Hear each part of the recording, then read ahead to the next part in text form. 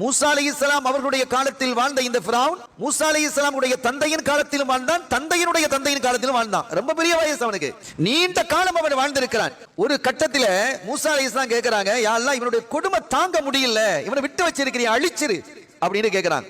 அல்லாஹ் சொன்னான், அவன் அழிக்கப்பட வேண்டியவன், அவன் ஒழிக்கப்பட வேண்டியவன், அவன் இல்லாமலாக்கப்பட வேண்டியவன், தண்டிக்கப்பட வேண்டியவன் தான் மூசா.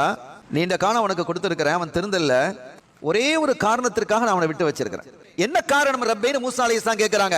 அவன் தன்னுடைய குடும்பத்தை இணைந்து நடக்கிறான், சேர்ந்து நடக்கிறான், குடும்பத்தை பிரிக்கிறது இல்லை என்று அல்லாஹ் சொன்னான். ஸல்லல்லாஹு அலைஹி வஸல்லம் சொன்னாங்க, உங்களுக்கு வயசு நீண்ட காலம் வாழ வேண்டும் என்று விரும்புகிறீர்களா, உங்களுடைய ரிஸ்கை உங்களுடைய செல்வம் அதிகரிக்க வேண்டும் என்று விரும்புகிறீர்களா, யாராவது அப்படி விரும்பினால் ஃபல் யஸில் ரஹிமா, அவன் தன்னுடைய குடும்பத்தை இணைந்து நடக்கட்டும். இந்த குடும்பத்தை இணைந்து நடக்கிறதுங்கிறது எப்படிங்கிறது முதல்ல தெளிவா நம்ம விளங்கணும். ரொம்ப அழகா சொல்லுவாங்க ஸல்லல்லாஹு அலைஹி வஸல்லம், அவங்க வந்தா நாங்க போவோம், அவங்க தந்தா நாங்க கொடுப்போம், நாங்க கொடுத்ததை அவர்கள் வாங்கிக் கொண்டால் அவர்கள் தருவதை நாங்கள் வாங்கிக் கொள்வோம். இது பிசினஸ் இல்லையா, இது ஒரு வியாபாரம், ஒன்ன கொடுத்து ஒன்ன வாங்குறது. எவ்வளவு அழகா சொல்றாங்க. அப்படி இருக்க கூடாது.